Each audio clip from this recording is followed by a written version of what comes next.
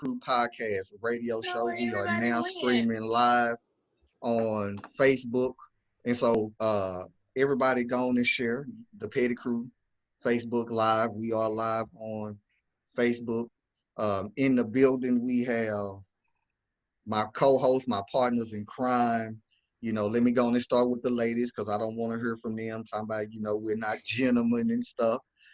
In the building, we have April O'Neil. What's good, April? What's good? I Shoot, mean, she's chilling over there just in my shining. row. In my Yeah. row. Don't she look kind of heavenly? It looked like there's like a aura around her, don't it? Yeah. It just looks real, nice. We also have in the building uh, the newest member of our podcast radio show, and she's not a stranger to the show. However, she is a new to being a co-host on the show. Nia, what's good, Nia? Hi, how are you guys? Thank y'all I'm for letting me, jump in with y'all. okay. This is gonna be a real interesting ride because she's dubbed herself the female boss hog. And so we probably go back at it a couple of times. And also in the building, man, one of my frat brothers, we done been through some things together. Um, just cool as hell. He got a bottle or something, sipping. B Rock, what's good, B Rock? Yo, what's good, man? Y'all know what it is. Funky Town's finest, Mr. A1G, Mr. Incredibly Petty, Mr. Sipping on my Basil Hayden. Let's go.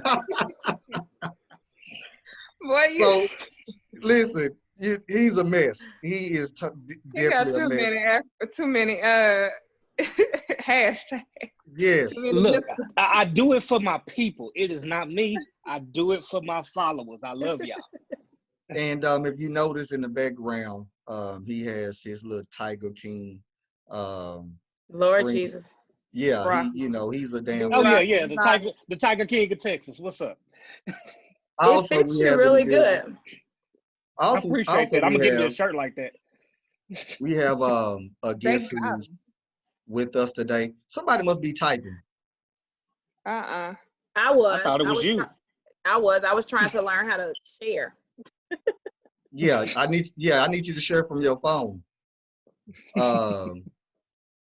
Because everything you doing is popping up on my screen. Oh, Um, okay. Yeah. So, and we also have a guest in the building. And let me make sure I get this right for our live stream because we don't want no You see drama. her We hold the don't want, church figure up? She was like, yeah, we don't want no You're drama. right. We don't want no mess. We have in the building with us Candace Renee of Divas of Dallas. That's right. You got it right. Yes. Already. Candace Renee, or also known as C. Renee. Yeah. And so, I could go through this whole long bio, in which I wasn't gonna do, but I am going to give you guys who are tuning in right now just a little brief thing about her. Candace Renee is an advocate for sisterhood. Uh, you can find her interviewing and speaking life to women under her personal project, Divas of Dallas, a web-based platform for showcasing women of Dallas, Texas, that are living and promoting positive lifestyle. She is currently in production of filming a reality series called Divas of Dallas. And what's this acronym? Acronym? Is that right? Is that how you say that? For determined, inspired, victorious, ambitious sisters, which showcase female entrepreneurs in Dallas, Texas. So how you doing, Miss Lady? I am good. How y'all doing? Thank y'all so much for having me on. Okay. Welcome. So let's go on and get this little old party started. Okay. So, that is a little bit of Divas of Dallas, but you have a lot going on. You have some stuff on your resume. So before we get started, let everybody know, who you are and where you come from. Where you from. Let us know where you are from. I am Candace Renee. That is my first and middle name. Born and raised Dallas, Texas. People call me C. Renee, so either Candace or C. Renee, either or. But I do have a lot going on. I am an actress. I am a dancer. I am shooting my own show called Divas of Dallas, showcasing female entrepreneurs here in Dallas, Texas. I'm a mother of two. I have a daughter who will be 20 this year. Lord Jesus, I can't believe I'm gonna have a grown woman as a kid. And then I have a little You don't one even that look is, old enough to have a 20-year-old. I'm sorry. I have I was girls. just shocked. Yes, and then I have a baby girl who's 6. So I have 2 beautiful daughters that just keep me on my toes. And I am actually in the process. Not only am I shooting Divas of Dallas, but I am writing a book, and I'm looking to film my first feature that I wrote many, many, many years ago. So, and I'm also a former radio personality as well. Okay. So I've done a Okay. lot. So what made you want to start Divas of Dallas?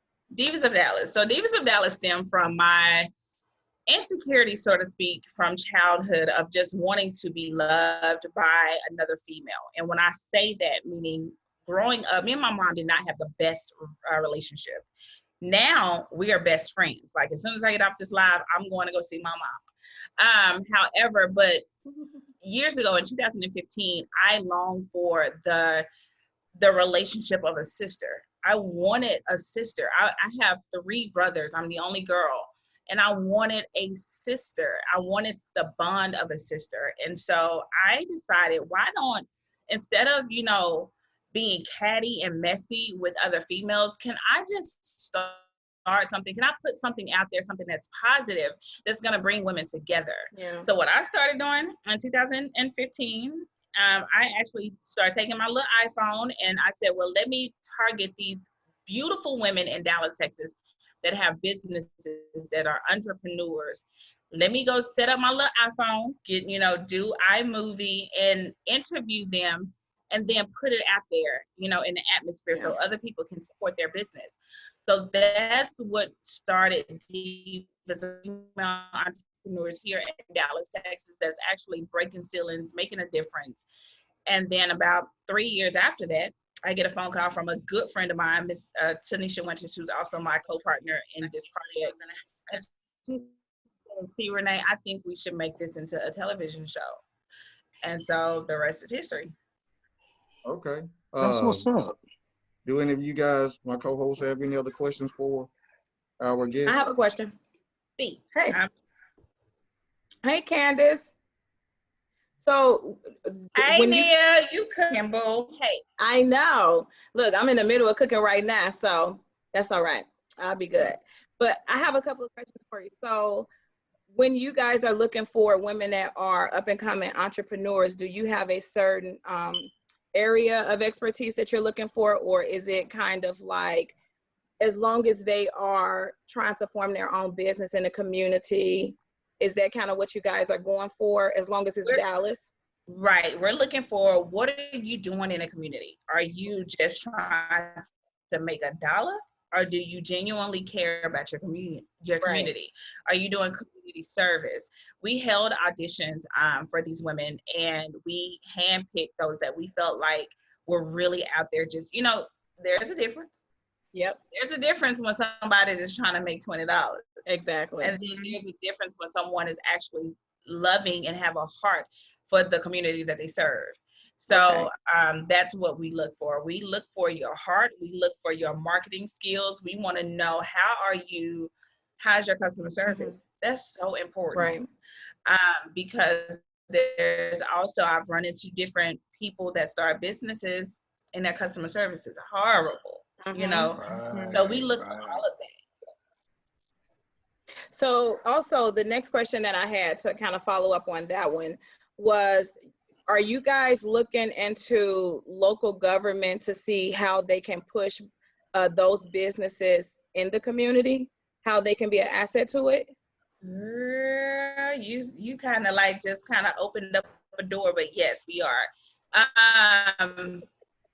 We are looking to see how we can boost each business that's on our project, how we can put funds into their pockets and also make them a household name. Okay. Thank you. So my question for you is this, with everything that's going on with COVID right now, social distancing, all of that, how has that affected your your goals with putting this product out there? Are you seeing more entrepreneurs that are out there just more so operating in a tech space, or are you kind of on hold until all of this stuff lifts and we're able to move around like normal? Listen, as far as from a filming aspect, filming the show, we are on hold. And that's so unfortunate because we were like 75, probably 80% done with the first step that we needed to do to get it out there, so to speak. However, our businesses, like we have a lady, Chianti, she's with Styles by Key. She's still operating. She's still working. She is a braid master. We have several businesses. They're still working. And what we told them to do is tap into our social media. You know, everybody is going live right now. Everybody is selling it online. So we have encouraged them to do that. And they are still like humping. So they're still working. But see, Renee over here as the director and a producer of this, I'm stuck. I'm stuck. Okay. But you still, I mean, the people who are going to be providing a lot of the content, they're still able to work, and you're able to provide, you know, some guidance for them. That was going to be my next question. With that being said, what is the benefit of a female entrepreneur being a part of your production? What would you say the benefit is for someone who is an entrepreneur who may not have known about you, but is now interested in, you know, potentially being a part of? So the definite benefit is exposure and financial gain, first and foremost. We put so much in the atmosphere in the beginning that people literally, when they see us, they like, okay, so when is the show coming out? Where can we see it? And they are so in tune with our businesses that they support those businesses, and that's how they gain, you know, finances. So that's a major benefit. It increases their audience. It builds their clientele, and they're making money. They're making, you know, more money opposed to if they were just doing this by themselves. Okay. So it's a win-win for everybody. Yeah, that's what's up. I actually know a couple that I want to kind of shoot your way. We'll get that off on after the show. Absolutely, because once we finish season 1, we are looking for season 2, and every season is going to have a different group of ladies. So definitely, I'm open to that. Yeah, indeed, that's really good. Yeah. Anybody else? Saying, April? Do y'all have like networking conventions? No, we haven't gotten that big yet. Not just yet. However, we do have a few friends that are pretty popular in the community. I don't want to name drop, but we have some people that everybody know in the community that will come and mentor, so to speak, and counsel these women on how to grow and expand their business. So, but we haven't gotten to the convention part just yet. So how did you guys decide once you so when they approved you guys for the show, how did you decide the demographic of women? Were you targeting a certain type of woman, or were you wanted to kind of mix it up with the different type of personalities as far as the type of genres they have? The personalities are definitely different. We wanted diversity. We prefer diversity. It just so happened that everybody that auditioned looked like us. So, but we were open to every race, every walks of life. And we have that. But the main thing is we wanted to let these women know, listen, we're not Real Housewives of Atlanta. We are not. It's not that type of show. To be throwing bottles and all of that. This is not what that is. What we're looking for is where your heart is in your business. Are you a for real business owner, or are you just trying to make a dollar? Are you serving in your community? That was one thing we wanted to see, customer service. So that's what we were looking for. But we definitely, every lady on here, it's about 6 of them, but it's 5 businesses because one business has 10. They are very different. Good. And then my last question, is it just Dallas, or like people that are syndicated in other states, will they have an opportunity to be to watch the show, or how would they be able to watch it is what I'm asking. Nina, I love you. So yes, they will have the opportunity to watch it. I'm still under contract. I can't release the network can't right talk, now, but yeah. let's just know that this is going to be a television show Okay. Okay. along with a web series. You know, the web. Okay, so To, you with UPN. You don't want to let us know you with UPN? No. not UPN, but not UPN, but you know, I'm somebody just saying, else. like, She would have I let us mean- know. I'm sorry. Lord, So, man. I have to keep my lips sealed for right now. However, Being trying to get sued. That's why she being quiet. right. So See what had happened was is Yeah. this she Dallas? on there right now. No, the goal is to travel. That's the goal. Right. The goal is for us to go do Divas of Houston, Divas of Atlanta, you know, and just build this thing. But right now, I'm born and raised in Dallas. I have to focus on my hood. Exactly. Okay, so Well, I'm excited because you guys look like us, and so I'm excited for that. You know. Yes, we do. Yes. I got a question though. You know, I'm Boss Hog, so I gotta throw a curveball in all of Come this on, Boss Hog. great conversation. You know what's going on between Black men and women, and a divide that we are seeing, and I support, you know, what we do individually, but do you not feel that, just say for instance, when you are just targeting Black women, you're perpetuating that Black male and Black female divide? So Instead of saying let's be collective in Black business in general, let's be collective as Black men and women in business. I'm going to make it separate. So remember, we wanted diversity. It just so happened everybody that auditioned looked like us. We wanted, I would love to see a Hispanic. I would love to see a Caucasian. I would. Right. I would, but we just didn't get it. And we held 2 auditions. And I can't remember the number of ladies that auditioned. It was a lot. But we didn't get that diversity that we were looking for. Bree, what you gonna say? Maybe for the next season. I'm still waiting. I'm still waiting on the question to be answered about the fellas maybe being a part. I understand it's Divas of Dallas. Can we have our moment? Everything ain't got to be about fellas. Women having their own businesses, and a lot of their businesses cater to women. I don't think men are buying stuff in the beauty industry. Well, you know what? Well, we are. Can I talk? I got a Manscaped right now. I'm sorry. I'm sorry, ma'am, but in the if I can talk about our business in the environment Can Candace let us know where it's coming from her perspective, though? What you gonna say, Candace? I'm just asking Boss Hog's question. That's all. What's up, Candace? So our businesses, and please know, Divas, we're saying the acronym. It is Determined, Inspired, Victorious, Ambition, Sisters. That's the acronym. So it kind of be hard to do men. However, our business not in today's society. My bad. It is the petty crew, Candace. You got to excuse them. It's the petty crew. It's okay. I said not into.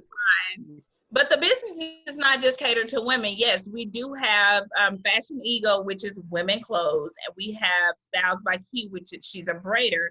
However, there's Cool J Cleanse. That's for men and women. That's a cleanse if you need to cleanse and shed some weight.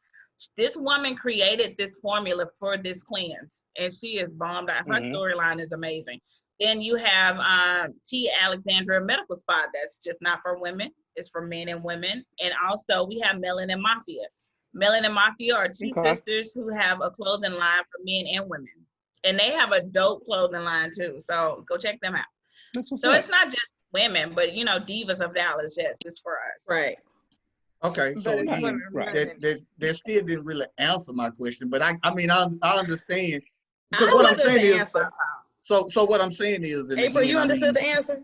I understood. Well, y'all have a brotherhood, we have a sisterhood. Right. Okay. How you choose to do it? He-Man Woman Haters You know what? Club? We don't come to the He-Man Woman Haters Club. Actually, y'all do, because since you go ahead don't. and plug it out there, since you went ahead and put it out there, the He-Man Woman Haters Pod will be starting here very, very soon, and I'm pretty sure a lot of the listeners will be females. So I just thought I'd put that out there. I wouldn't Look, necessarily appreciate say that. that. I wouldn't necessarily say that. Because I bring some testosterone my way too. So it might be more than and I love it. And I love it. You know what, y'all over here cutting up. But no, I had to ask that because again, I mean, you know, as we hold these conversations, we got to still talk about both sides of it. Again, there's nothing wrong with having the women's thing the same way you can't join my fraternity as a woman. Can I ask they you go a back question? over 300 some years.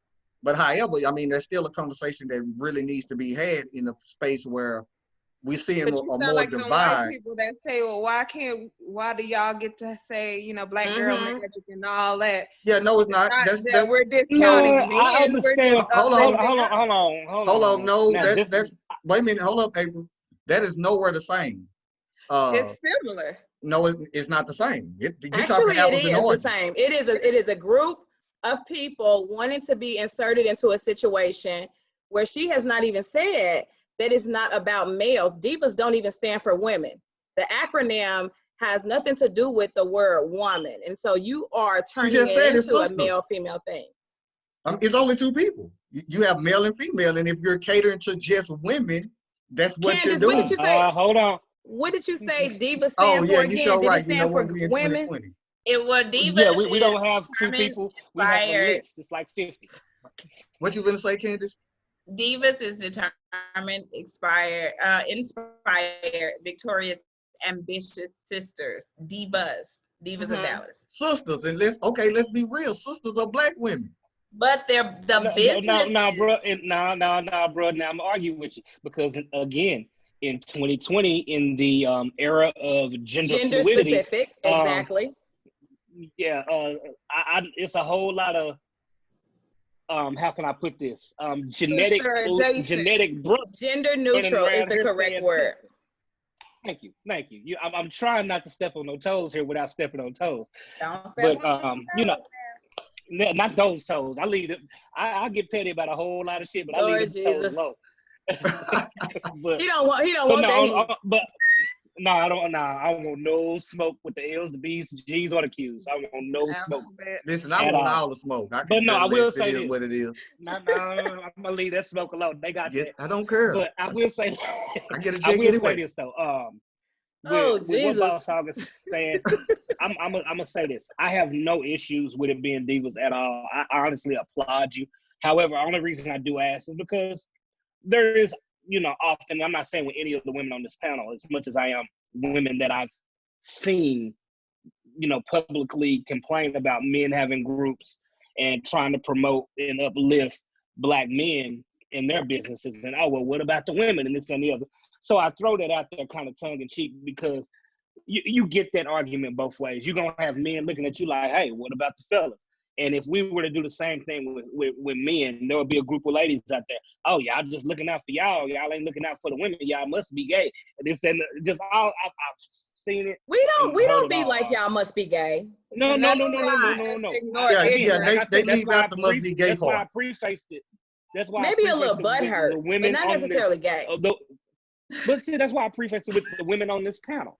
But I've seen, I'm just quoting comments that I've seen, like, wow, really? Because of that? I'll give you an example. There was a gentleman's group fraternity, for lack of a better term, that I was a part of that did a lot of community service on the East Coast. And we started giving out an award called the Top 40 Under 40.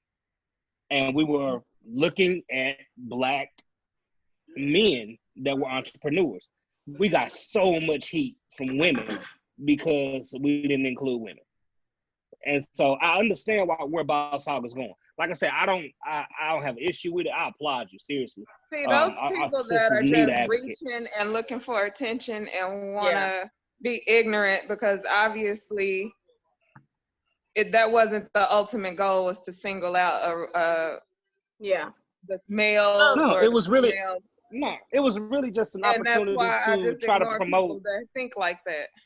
Yeah. Yeah, and but you know what? Unfortunately, a lot of those this is Candace time. She only get a half an hour, maybe, and she need this time to promote. And it's about Divas of Dallas. Yeah. Whether y'all like it or not. Well, it's about which direction I want to go. It ain't about It's about what I Divas of like. Dallas, right? No, it's about Is, just is talking it to. Divas? No, it's about No, talking to Candace. you see that mayor of Pettyville? It's about the Petty crew. So I will say this.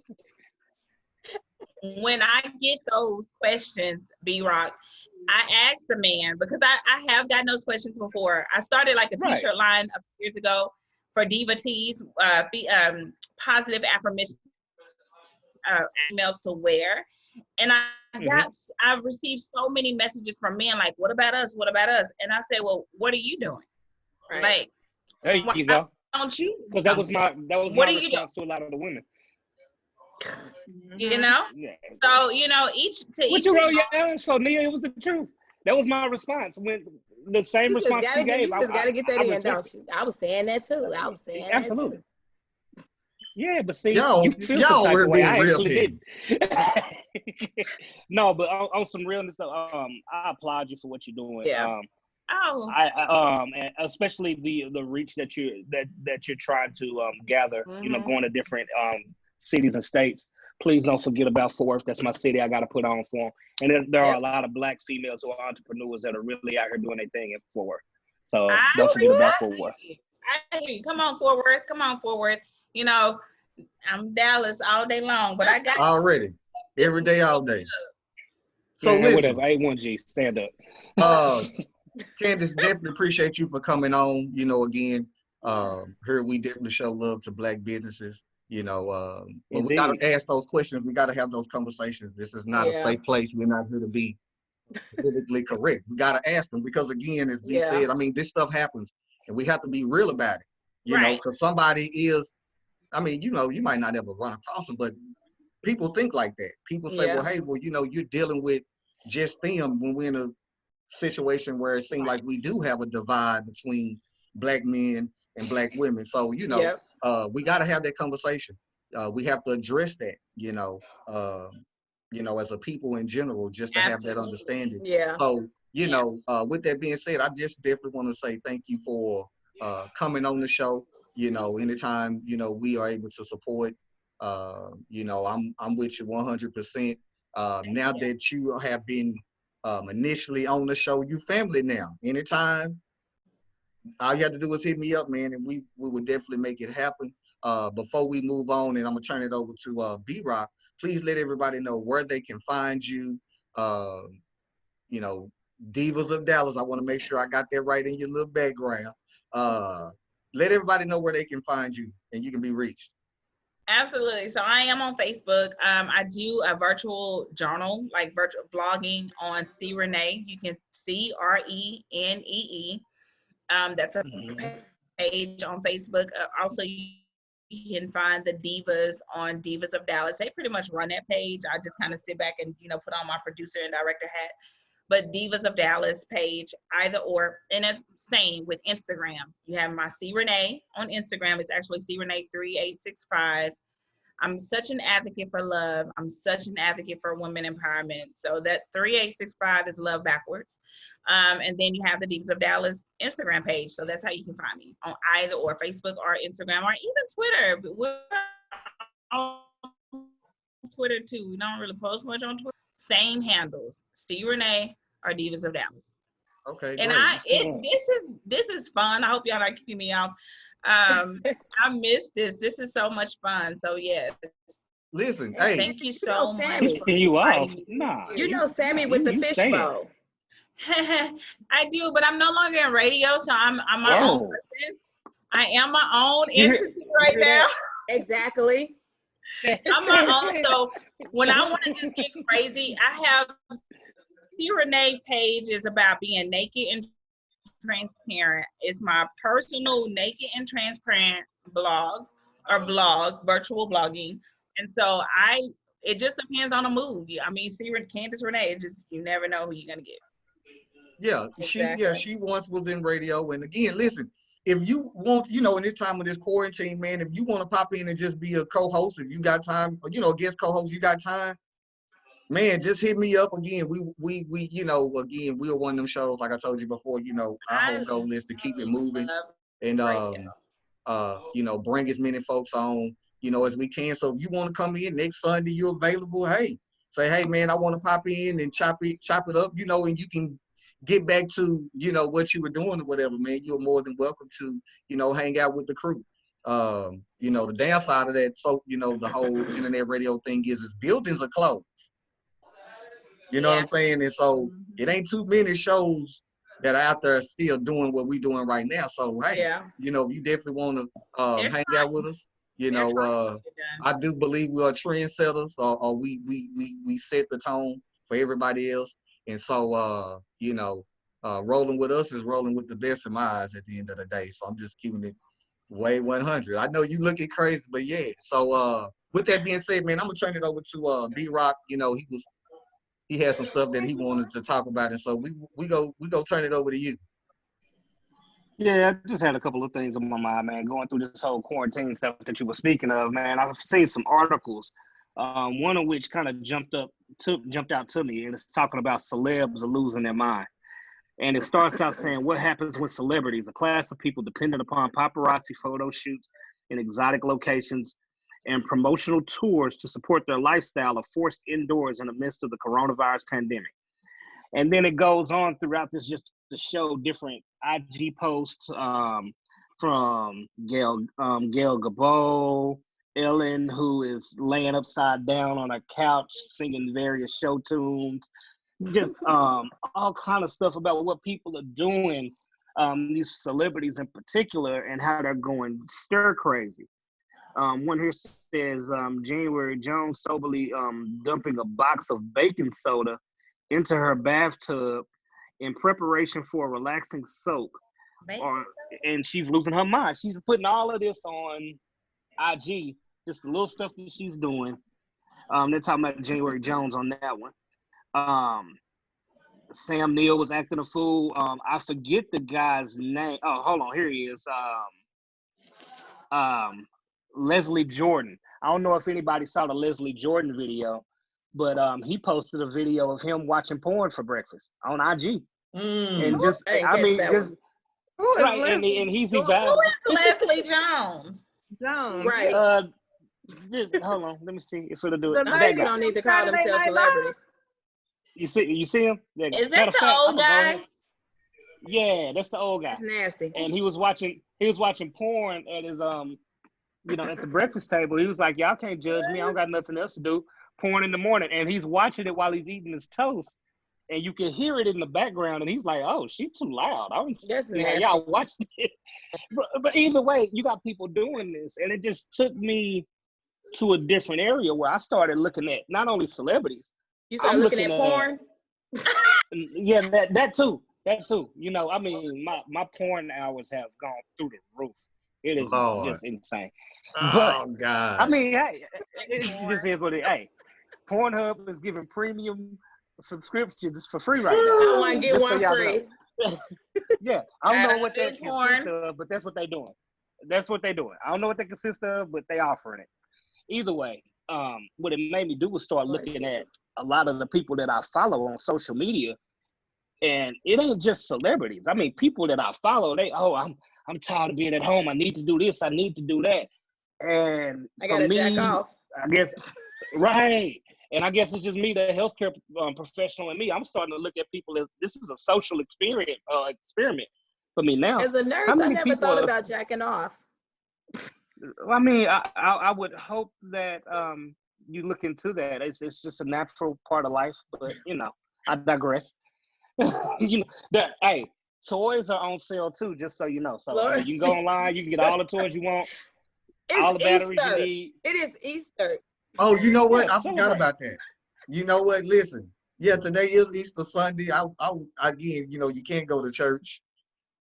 I was just watching service this morning. Well, Jesus did do it to Mary, so you got to add that into the context too, though, if you really think about it.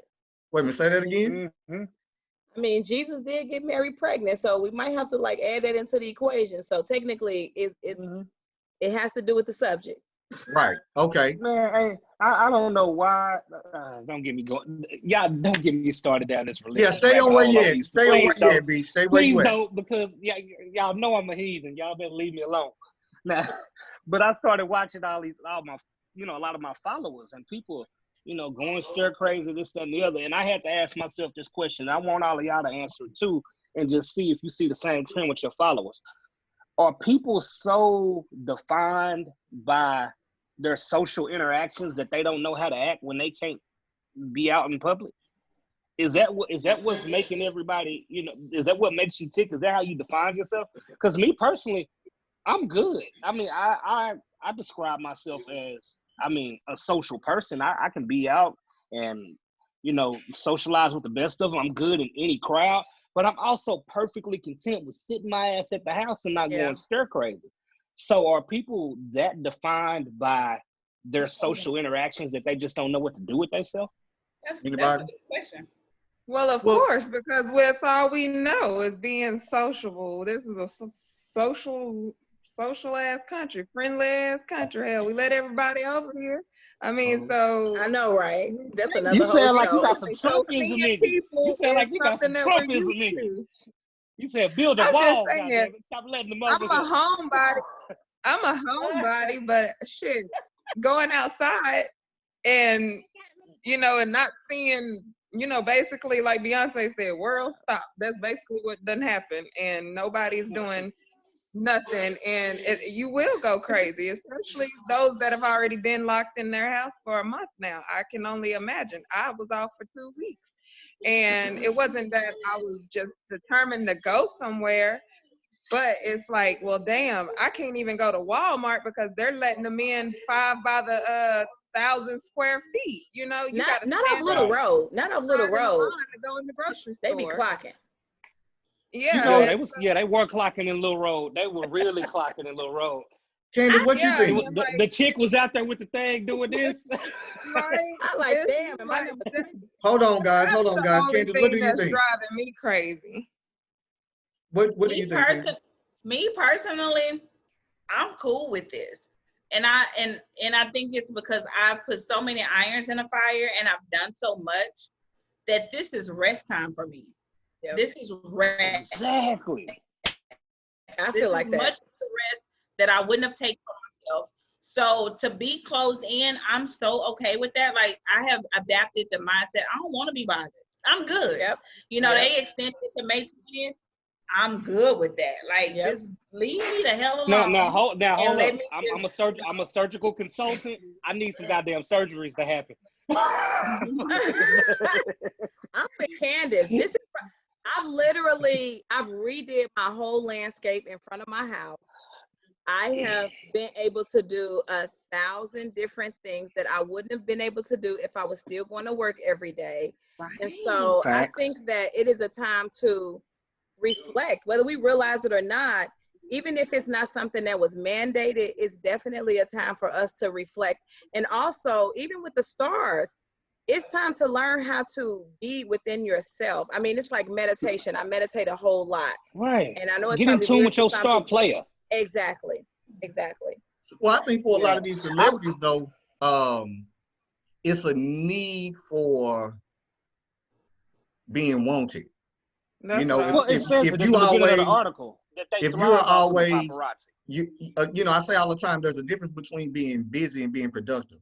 We all can be busy. Yeah. A lot of us are used to jumping up. Just think about it. You can go to the mall, everybody going to the mall, everybody's not buying everything. Somebody's just there because they just don't want to be home. And for a lot of people, it is just this need to constantly being gone. I gotta go do something. I have to do something. See, I'm a homebody regardless. If I don't have anything planned, I'm cool on Saturday. Yesterday I didn't do nothing. I'm cool with not doing nothing. If I done worked all week, Saturday, Sunday is my time for peace and relaxation. Yep. So I don't have to be out in the street. Right. Yeah, that too. Listen, don't let me pull up my phone real quick. But seriously though, I think a lot of it is overhyped. I think a lot of them are really just doing it for a form of attention. You're really not going crazy. If you're going that crazy, you really need to speak to a psychiatrist, psychologist. You need to be on a Zoom call. Yeah. And this is no more than another way to still be in the public. You're not gonna lose your mind. Exactly. You gotta remember, a lot of these folks are doing movies 6 months to a year before it ever come out. What are they doing after Right. that year? They ain't doing shit but spending money and Sitting at living the until house. the next movie come around. So Right. they're not doing anything differently than now. What you gonna say, B?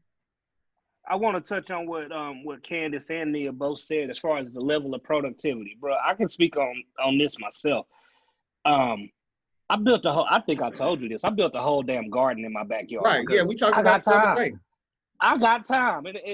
Had I been in the hospital like I normally am, I wouldn't have had time to do it. So now I'm like, well, shit.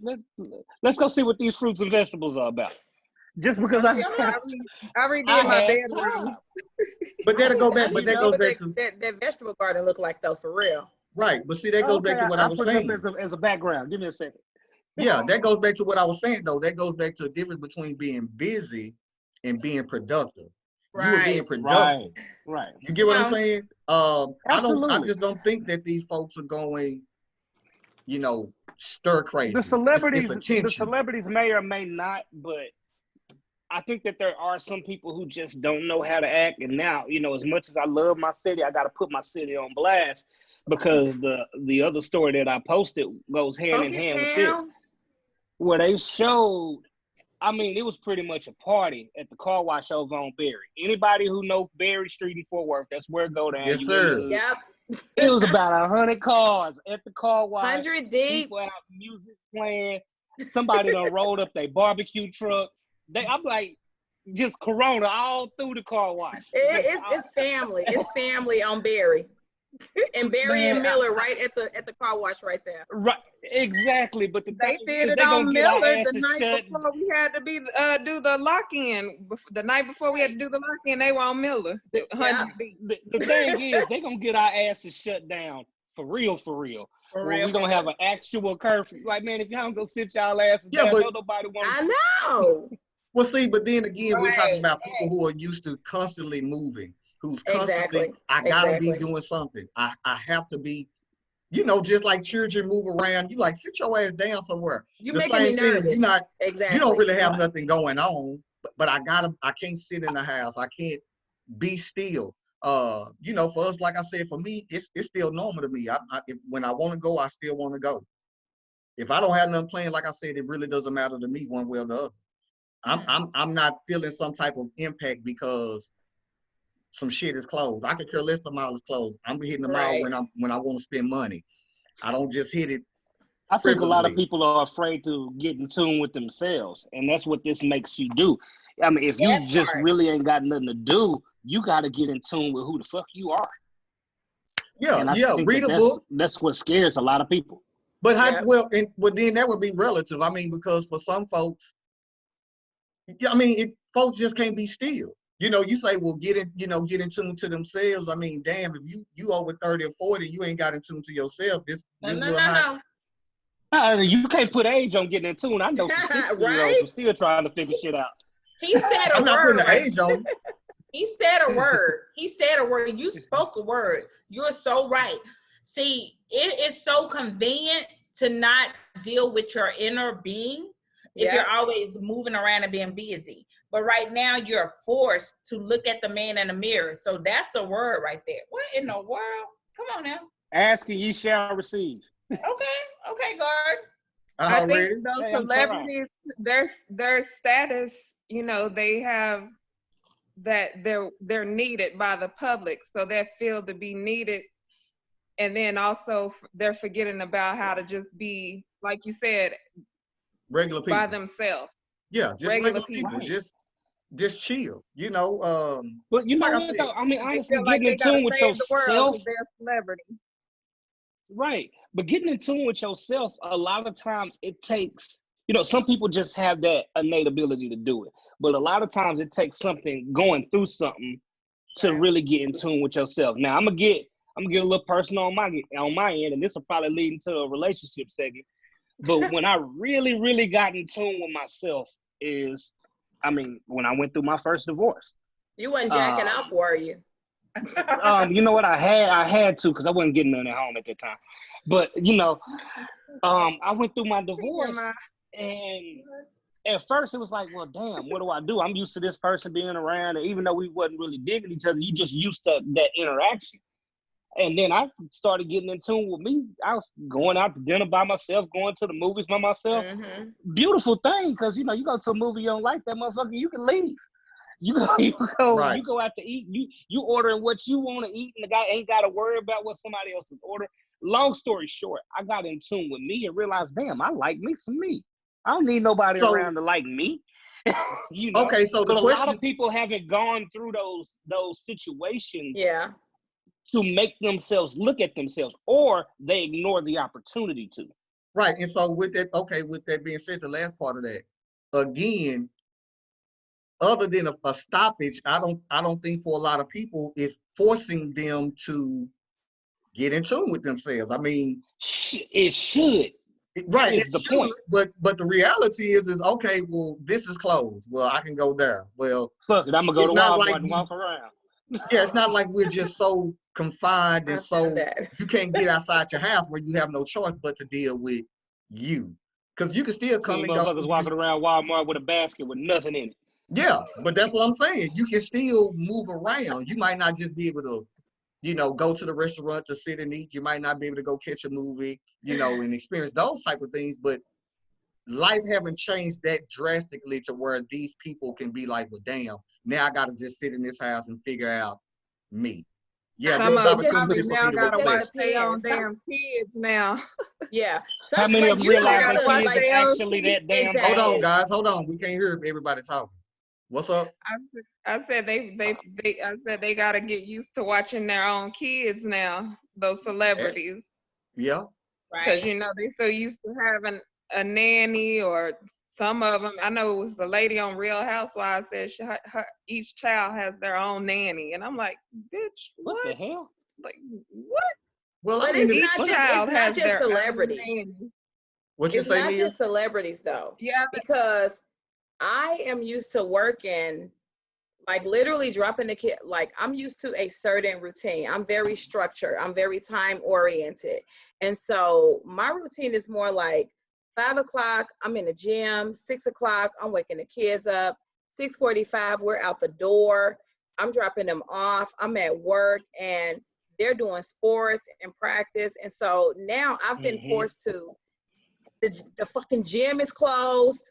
So I can't get to the gym. Yeah, that hurt my feelings right there. And man, my whole soul is messed with.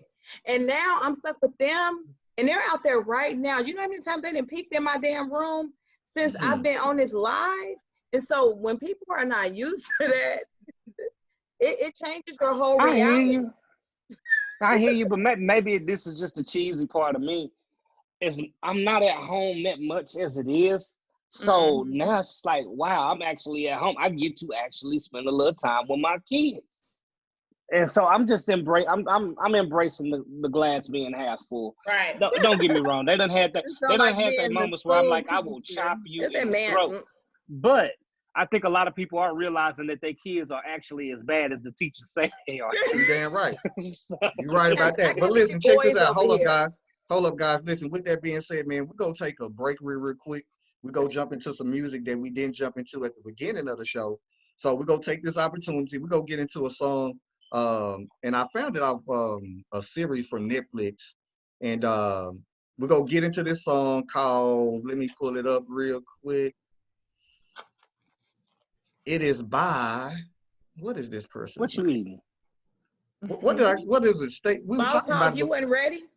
I was just gonna say something. No. I was just gonna say something. Ready. I was just gonna say something. No, the song is called "Stay High" by Brittany Howard. We were talking about it. A lot of people doing that right now. Yeah. You know, marijuana that went up too. So. Yep.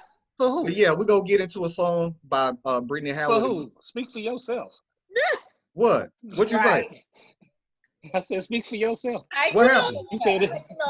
You said it don't went up. You said it went up. I said for who? No, I'm talking about the profit. I'm talking about they making money. Okay. Yeah. Okay, I thought you was talking about the be the school teacher finna test marijuana. That's what I'm speaking of. Security. So yeah, man. Listen, we're finna get in this song real quick. Don't have to get tested. We're gonna take this break. We're gonna come back from the break, man. We're gonna jump into our little old relationship segment. And then we're gonna end the show talking about 50 Cent and what's going on with him and his son, man. I really want to hold that conversation because it's a lot going on with that. So we're going to get into this little old song, and we're going to come back after the song. So y'all going to get your little drink and do whatever y'all going to do. And we're going to come back after this.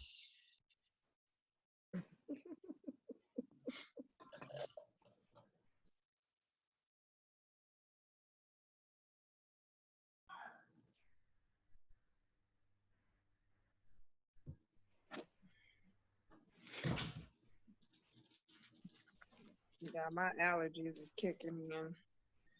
I done had a shed a For tear. real, for real. Shut up. Yeah. Hey, listen, we are back. That was Stay High by, damn, I forgot just that quick. I done said it like 3 times. Is that? Thank you. There you go. Somebody is paying attention. Yes, that's what it was. He was Brittany Howard. Look, he was staying high. Leave him alone. Yeah, you know, I done got my little old cinnamon That toast was a man crunch treats. No, that was a chick. She was actually in the video. I said Boss Hogg was staying high. You leave him alone. Yeah. But yeah, that was Stay High from Brittany Howard. It was pretty dope. The video was playing within the video. And she was in the video. She was the light-skinned, kind of heavy-set woman. She was acting like she was just a part of the video and landscape and everything. But yeah, nah, she was in the video. She kind of had a Marsha Ambrosia vibe to her. Yeah. I thought it was Prince when I was listening to, when I was watching the series, and when I caught the music or whatever, just from that high voice, it kind of reminded, you know, thought it was some of the archives music? Yeah, like something old, you know, we just never heard before. But then when I looked it up, I was like, oh, okay, this is somebody totally different. But yeah, man, I thought that was a pretty good, dope song to play on the show or whatever. You know, we play, you know, we don't play the regular music that you hear on the radio. So we introduced somebody to Brittany Howard. Somebody didn't know who that was. But with that being said, man, we're going to go on and keep this little old train moving, man. You know, our relationship topic is always fire. This Sunday is no different. Fuego. Yeah. You know, as usual, you know, Facebook is always going to give me something to talk about in that area. And it is always interesting, as I say, is when I see women who talk about men. One way or other. Yeah, I know you looking crazy, but Candace, because she like, it is always interesting to see women who jump on social media who always trying to tell men what they should be. Oh, isn't that the pot calling the kettle? How they should act. Say that again, April. Say that one more time, April. What's a real man? Here we go. What's a real man? And you see it, and sadly, I mean, you see it all the time. No. You know, a man should be doing this, and he should be this, and you know, the list go on and on. The fallacy in that is that it's go always come from a place of being biased. It is always going to come from a place of being biased. It is always going to come from a place of being biased. You're talking about women to men or men to women when it comes from a place of being biased? Either way. Now, okay. I do a lot of stuff on social media. I use the example all the time. I talk about whatever a lot on social media, but what I don't do is I don't tell women who they should be. That is not my place.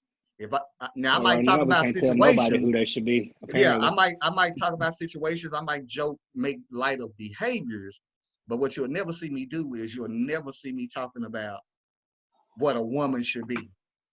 I'm not in a position to define what a woman should be. And it what goes if you have a daughter? That is still I still can't define my daughter's what she should be. All I can teach her to be. All I can teach her to be is be respectful in certain things. That is not me defining what my daughter should be. Her role. Answer. Right. Exactly. Yeah. I can give my daughter perspective from a man, how I perceive things. Right. You know, how I receive love as a man, what love looks like to me coming from a woman as a man, but I can't teach my daughter how to be a woman. Right. It can never be done. And so with that being said, man, this young lady, this woman, she's very well known. She's one of those people that deal with who you'll see sometimes. She does work with Dr. Boyce Watkins. You know, he's the people scholar. He's a very renowned economics black guy, whatever. And so when I ran across her status, it left a little question mark on my head, because I was like, well, okay, I need to figure out, what are you trying to say? With that being said, man, I'm going to read to you guys. You guys seen it, but for the audience, let me read this status. And this is a real status. It says, any man that is obsessed with a woman taking his money is a loser. That's the first thing she said. Then she goes on to say, his loser mind never stops to think what he has taken or is taken from her, because he can't understand the value of a good woman. She goes on to say, he also lacks the knowledge and wisdom to discern and choose a good woman who has high value. It That left a pendulum question mark swings in my both head. ways, but And so, again, here we are with a woman who is essentially talking to women, because of course, she has a women following, who's talking to women, telling women, this is what a a man loser looks if like. you run across this type of man. This is a loser, because that's clearly what she says in her status. And so I was like, well, you know what, we got to really top into that, because I want to get y'all perspective on that, because with 5 people on here, we can come up with 5 different things. You know me, I had to come in on it. Like, I need you to elaborate. Like, what are you saying? Because when I look at the status, I see 3 different conversations going on. They are not the same conversation. You're talking about 3 different things in one status. And so with that being said, I'm gonna turn it over to you guys, and then, I'll weigh in as we go on. So who want to go first? What do y'all think about this statement that she made? Well, I'll go first. Ladies This is first. Nia. And my thing is, I think we have Oh, you done froze up on me. record, but post Lyndon B. Johnson, we have been forced to take the front seat as women, as the primary caregivers inside of the household. That is the structure of mental as well as physical, as well as the financial inside of that. We do tend to have emotional input, whereas we have seen where men have been, I think, I think, if I'm saying the word right, demasculinized, where society emasculated. Yeah. Yes, because I can't get that. What you said. Right. So then, and I think because of that, women have been forced, and I think it's not a choice by men. I think society has made it so that they don't have a choice, because a lot of times when they do speak up and they do become strong, they end up in prison for the rest of their lives, or they're not meant to be in the households. The only way women can get any type of help is to not have the men in the household. So therefore, he's been silenced. Because he's been silenced, we've been left to take on a more entrepreneur role in society. And I think I only can speak as a Black woman. I can't speak as all genres. I only can speak as a Black woman. But what I do feel like is that Black men need to take a more active role in society in order for us to want to take a step back, because we need that step back. We need somebody to depend on. And right now, we don't have that. So society can't blame us for happening to be strong and guiding our kids the way that they need to be, because there aren't enough strong Black men to hold us down in society today. And so you can't blame us for having those particular type of avenues that we have, and then come back with a backlash once we have it. Yeah, I'm lost. I don't know what that had to do with the status, but you don't know, but a woman knows. Yeah, well, explain it, because you have men who are watching too. So what does that have to do with the status? I asked about the status, because I mean, again, we're talking about what this woman stated about men being losers, or man who again, as she says, she says he's losers, right? Any man that is obsessed with a woman. Okay, so let's take it one at a time. Any man that is obsessed with a woman taking his money is a loser. We can start right there. Okay. So let's address that. Any man that is obsessed with a woman, what does she say? Obsessed with the woman taking his money is a loser. I would like to know how is a man who's obsessed? So as a man, here's how I take it. if I'm dating a woman, I should just spend frivolously and not finding out if she's worth my money? You can't Or be am I a used. loser? You can't be used. Believe it or That's the believe it or difference not, between I that actually, and obsessed. I think that it's relative to what she's saying, and honestly, with it being relative and subjective as far as what you would define a loser as.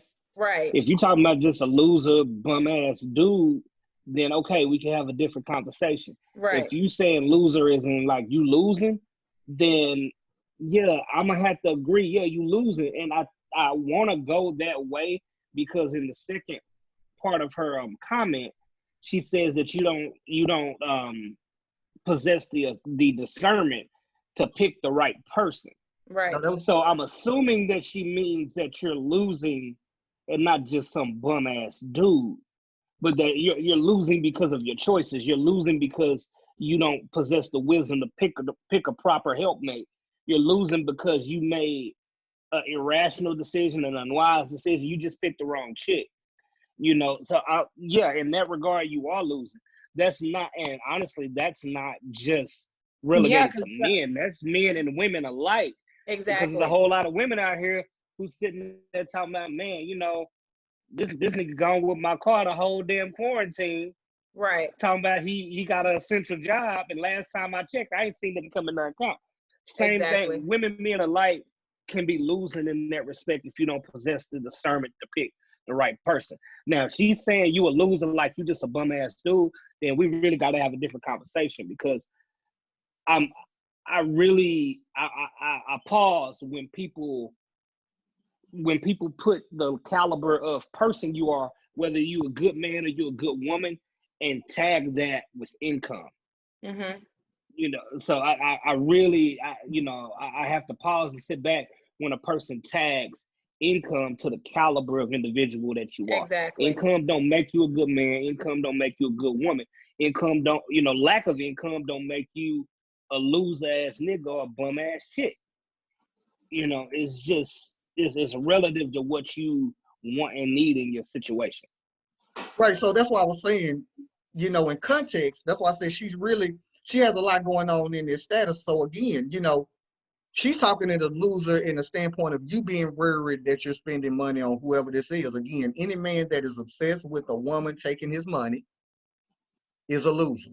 Now, I don't know what that means, but that could be taken 50 million ways. Many ways. I think he done let so many women use him that I guess when he realized he was getting screwed over, he's taking it out on the next woman who probably don't give a damn about his money. And that's not fair, because you chose to spend your money, because we all have the ability to say no. You can say no in 50 different languages. It's still going to be no.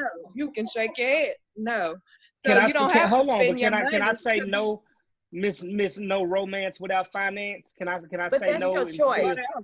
At the end of the day, it is your choice. And the thing that I find like really funny is that men get so offended at the end of something when they say she used me, or I gave her my money, or nobody can be used. As adults, we make choices, and we have to deal with those choices. And I think, as I said again, Boss Hog, in society, women have been to this point where they feel as if they have to dumb themselves down, or they have to put themselves in these positions where they settle for this particular box of men. And then you end up with those men that's butthurt about what it is that they've done or allowed themselves to do. And then you have this man that come back and say, well, she used me. You can't be used. You made your decision to pull out your wallet and put that money on the table, because guess what? If you gonna give me that money, I'm putting my money in my pocket and I'm gonna take it. You can take it how you want. You make the decision on what type of relationship this is at the end of the day. If that's all you feel like you worth, then guess what? That's what you're going to be worth, and that's what that woman is going to do. I just read a post. Hold on, let Candace talk real quick. What's up, Candace? I was just going to say, from just the post, just listening to it and reading it, most of us want a leader as women, as a woman. We want a leader. So I'm thinking she's referring to someone who's been a pushover, someone that does not have a backbone, someone who cannot lead her house. That's not to go to all men, but I'm just, in my opinion, I just feel like she's speaking of someone who is jellyfish, someone who does not have a backbone and they cannot lead the home. Okay, I mean, like I said, it's up for interpretation because I mean, again, it's to me, it's just really not clear. I see 3 different conversations going on because I'm one of those who analyze and look at words. I just see 3 different things going on. So for it coming from a woman, like I told somebody before we did the show, because we had a conversation about this before, we came on. I said, well, then let's flip it. That's like me as a man saying, well, women shouldn't be worried about if a man is just trying to have sex with them or not, because you'll be a loser if you thought like that. But women think like that all the time. But women think like that all the time. Women hold out sex because they're trying to find out if he's just trying to get it and leave or not. But again, it's on the flip side. It would be the same conversation. That's a flawed plan, by the way, for any ladies who are still following that. So that's what I'm plan. saying. I'm not even being funny. Like, for real. That is very much so a flawed plan. You sitting here holding out your cookie. Oh, I'm gonna hold it out for 90 days to see, because Steve Harvey said that. Don't listen to Steve Harvey. Don't reference him. And if he can wait for 90 days, then he can get the cookie. Baby girl, if all he wanted to do was fuck, I can assure you that he is smashing somebody else until you get past this 90-day period. Right. That is a flawed outlook. No. Now, if he is really, so if that was your only concern, then that's flawed. Now, if he's really about you and willing to wait, why put a day on it? When you feel that it's right, it's right. And if it ain't, then y'all just didn't have that connection. Y'all energy wasn't vibing, whatever the case may be. But if you holding out just on the premise of sex, you're going to lose. But watch this, B. But then here's the conversation going to be had. Well, if that's all he wanted, he should have said it. What I'm saying is it is the same. You're right. One, it's the same flawed view. But again, I'm just saying, flipping it from the conversation she has as a woman saying, this man is a loser for thinking a certain way. And then I said, well, okay, but then let's flip it and then let's put it on the other shoe. Would a woman still be considered a loser because she values her cookie like a man value? I tell women all the time, men value their money the same way you value your cookie. I don't spend my money on women like that. You have to come with a value. She talks about value in the status. She says again, his loser mind never stops to think what he has taken or has taken from her because he can't understand the value of a good woman. Again, that's still subjective. I only as a man, every woman a man possess some value. There's some level of value.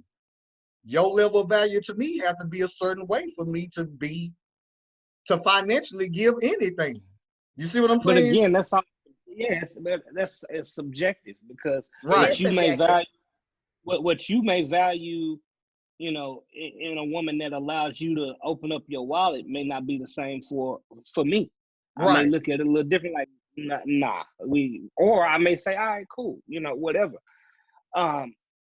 But I still go back to my original statement of money seeming to be the center of what people value in relationships. Yep. And, I'm not saying that money does not hold an important place. I mean, because we need stability. And when you're bringing people in, into a union, you want to have some stability, a foundation to build upon, et cetera, et cetera. However, I do, and until somebody proves me wrong, I feel like this to the core of my soul. I feel like when you're talking finances and relationships, a man is expected to see the potential in a woman, what she can be, not where her current state is, what she has the potential to be. Meanwhile, most, not all, most women want the finished product in that man, not the potential of what he could be. Okay. And it is very much so a cat and mouse game or a chicken and egg game or what you want to play when you're dealing with that. Because if that is the case and that is the social norm, then of course a man is going to value that money because, all right, this is what women historically hold valuable. This is what's going to improve my worth. So let me hold on to this shit so that I don't get the one on this level when I can get her if I can just up my status. I'm not saying I look at it like that. I'm saying a lot of men do. And a lot of men see how important their financial stability is to a woman in the present and not what they can be. So I'm going to interject for a second. I think the thing is with that post is that what she's saying is that, and I'm speaking from a woman's perspective, and because I had this conversation with somebody a couple of days ago, and we had a conversation about, good men. And the thing is, a lot of times good men look at the value of the money that they give and contribute to a household. And that's not always the case. And what it sounds like that she's saying is that he's counting the dollars that he put into that relationship versus who this person is. So he can't even see her. He can't see the qualities that she bring into that relationship. He can't see what type of woman she is, because what he has done when he first invested his time is invested his bank account. And so when you only put your particular self and your bank account in that relationship, then you done pretty much lost whatever type of value that woman brings into their relationship, whether it be her career, whether it be the successes that she brings into the relationship. And that is the problem in a lot of relationships with a lot of men, because a lot of times, believe it or not, women don't give a shit about what it is that you make. They could care less about being the person that makes the most money. That is an insecurity that has to do with something. I'm speaking as a woman. You speaking as one woman. As a woman with money coming into the household. Women don't give a shit about that a lot of times. If you are doing what you're supposed to do as a man mentally, because a woman wants you to build her.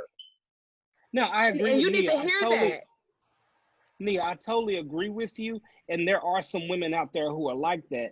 But let's, just like you made the statement that a lot of women feel like they have to dumb themselves down, or they're relegated to a tiny box of what they consider good men. Men feel the same way about a lot of women, because the woman that you're describing is in this tiny box right here. The women that we are referring to, the vast majority are on the outside or the outskirts of that box.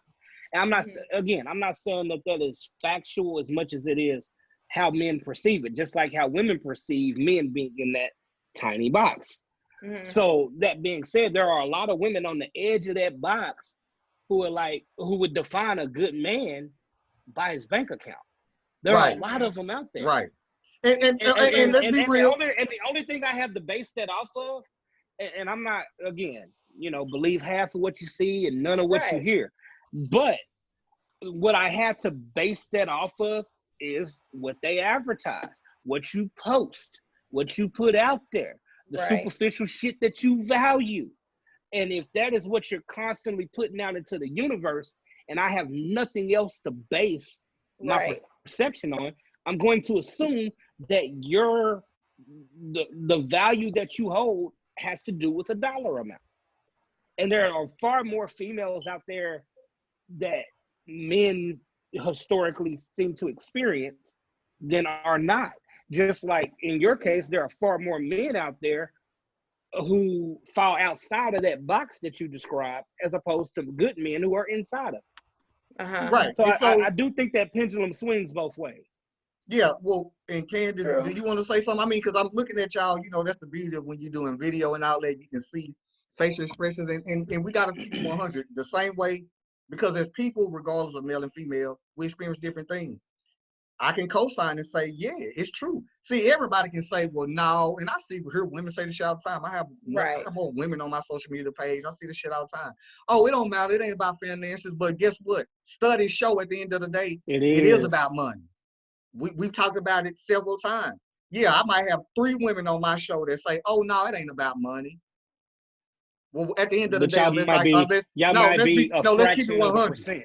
No, let's keep it 100 until I fraction of a take a percent. polygraph test or some shit like that. At the end of the day, I don't know. It just sounds good. But there's still 3 versus the reality of the women that'll fuck around. Like you said, will not have the same. She coming in this because she thinks she dresses well and she can buy the Fendi, the Gucci, and she on point regardless. You think she looking at the manager at Tom Thumb? She Like does. how we are Saying that expected, hold on, like we are expected to look at a woman Like, who is a manager at Tom Thumb. Like you said, that you're gonna give, we gotta look at her potential. We don't get that. That's just the truth. I've studied it. Right. Listen, the difference between me and me rolling on my things, that's how I ended up with the 2 children that I got custody of now. Because I was that nigga who sat up here and said, you know what? Oh, y'all want to be out here and studying? Let me show you how you get your nice car. Do the wheels.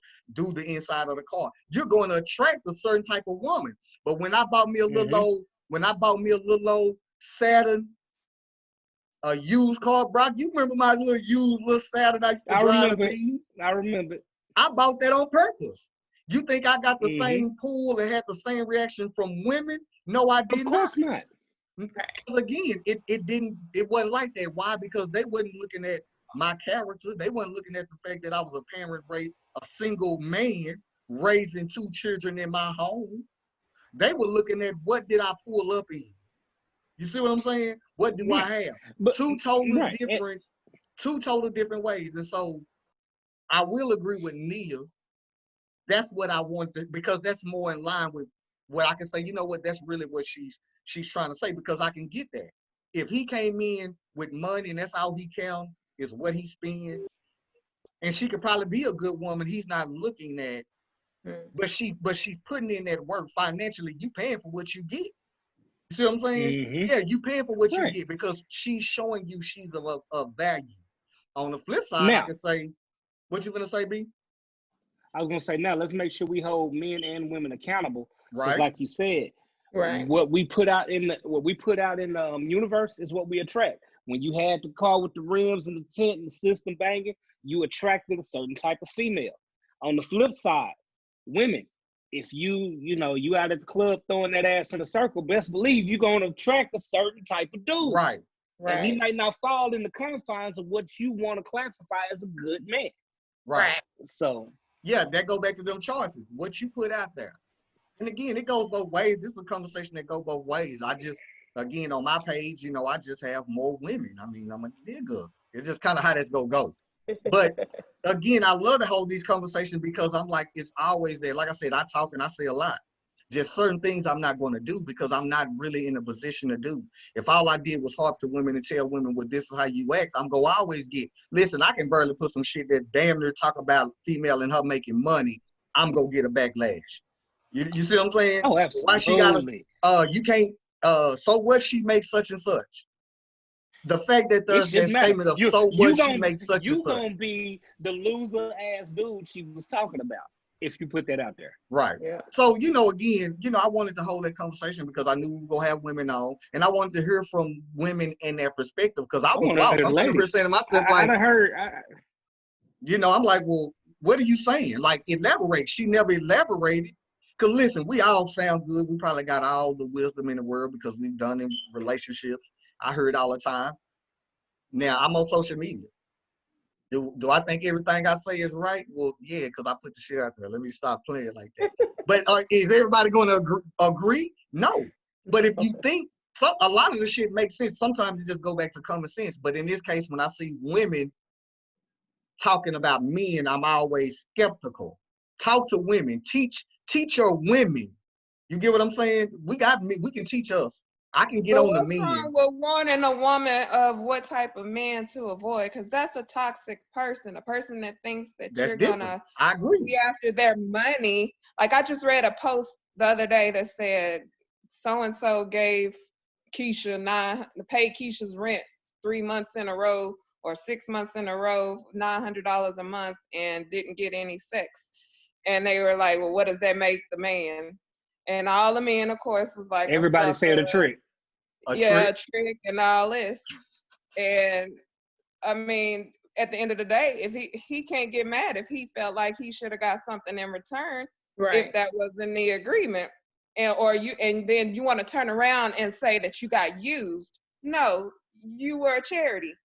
Stop. You know what, April? We ain't finna do that. But you said we not finna have this. We ain't finna do that.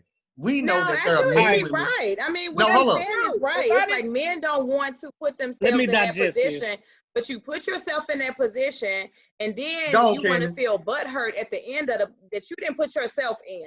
And say It's clocking your bank account instead of holding value inside of that relationship at the end of the day, because that's what's really important. A woman that cares about you is going to be for you regardless of how much money you got at the end of the day. Okay, hold on. Women are like that. Hold on, Neil. And I'm gonna pass this to you, Candace. It's easy to run behind that. Hold on, Candace. I'm gonna pass it to you. It's easy to run behind that. Well, he put himself in the position, and we're not being realistic. Let's be realistic. Let's not act like there are men and women who prey on people. As it happens, somebody's being used. We all have been used. The difference is that it's a difference when I'm preying on a woman. I need a place to stay. I'm just trying to get in where I fit in because I need my car note paid or whatever, because men use women too. Let's be real about it. Men use women for finances. The ratio and so again, let's not act like there are men and women who don't pray. Let's not act like there ain't women out there who really just trying to get them bills paid.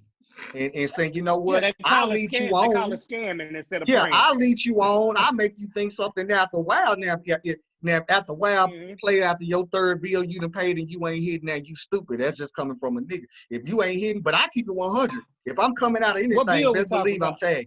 I'm smashing. Why he gotta get? If I'm coming out of pocket, I'm smashing. Come on, Candace, what's up? Because he got to get sex in return because you said no. You said no romance without finance last week. So he got to get some sex in return. Hold on. It makes sense, don't it? Hold on, Candace, come on. It makes sense, don't it? Hold on, no, it don't. What's up, Candace? I have a question. What happened to the heart? I mean, because is there always an expectancy if someone, and this goes both ways. If a man does something for a woman, do you always expect something in return? I mean, what happens when unconditional, you know what, I'm doing this out of the kindness of my heart, regardless as to if I'm getting anything in return or not? Is that just so outdated? No, okay, let me ask that question. I don't think that it's out. Go, B. You got it. Because wait. Because women, we are automatically nurturers, period. So we do from our we operate out of emotions. We do from our hearts, period. But I mean, why is it such a big deal if a man does something for a woman? Then it's like, oh, if you're not putting out, then I'm a trick. Why is that? Why isn't that? Okay, let me answer that, and I'm gonna pass it to you. It's very, very simple. We all have a level of wanting to help. Well, some do, because some people just don't care. It's one thing, again, if I help you once. I help anybody, listen, but I got a financial limit on my help. It just is what it is. $50 or so, 100, I'm going to blow that. Anything past that requires a whole, next time you got to pay it is next month, we got to have a conversation. But I'm not doing that for any and everybody. April stated, the status was just talking about whatever type of relationship it was. Not that it was a relationship, but apparently a guy was paying over a period of time. Yeah, there's nothing in that status. What do you, I'm sorry. It was nothing. You confusing me with that. What do you mean when you keep saying he's paying? I mean, because he was paying a bill. She said it. She said he was paying her bill.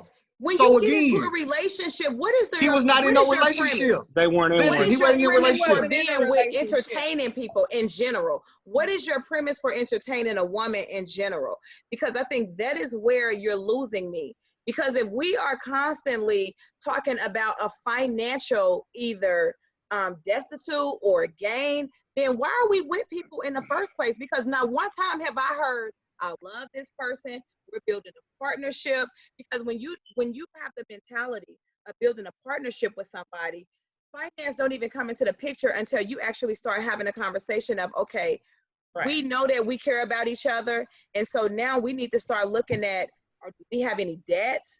what are you bringing into the situation? Because when you actually have those conversations, then you don't have these discussions about, I did more for her than she does for me, and all of that particular type of bullshit. Yeah, but we're not, but hold on, B. I can answer that. Hold on, B. And I'm gonna pass it to you. Let me quarterback this. One, we're not talking about that type of relationship.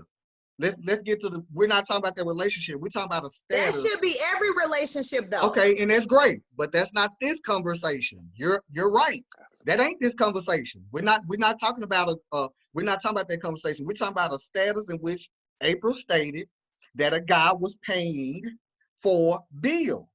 That's what we talking about. It was never specific. For 6 months, there's nothing that they go together. That is any type of relationship. So in that context of the relationship that you're talking about, you would be absolutely right. You would think that adults would have that conversation, and it's not about money. Right. But being realistic is go always boil back down to finances. Anytime you jumping in any relationship where you decided to be serious with each other, you're gonna have to talk finances. Yeah, I need to know your credit history. I need to know how much debt you hold. I need to know your student debt, because guess what? When I fuck with you, guess what? I obtain that debt. So it ain't no such thing. Bills, you shouldn't have a problem. So again, that's in that relationship. We're talking about, again, a scenario of a guy who was paying bills, and like I said, trying to get in the relationship, right, or whatever it was. A goofy paying for ass, and then he ended up getting played. You underestimated the person that was playing your ass. Right. So and again, that then turns into the man that treats the next woman as if she's after his money. Exactly. Because of a scenario like that.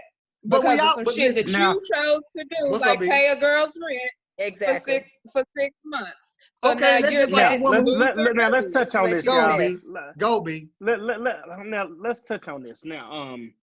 When you're talking about exchanges, no, I mean, for real. I'm gonna look. Because I agree with y'all. If he played himself, he played himself.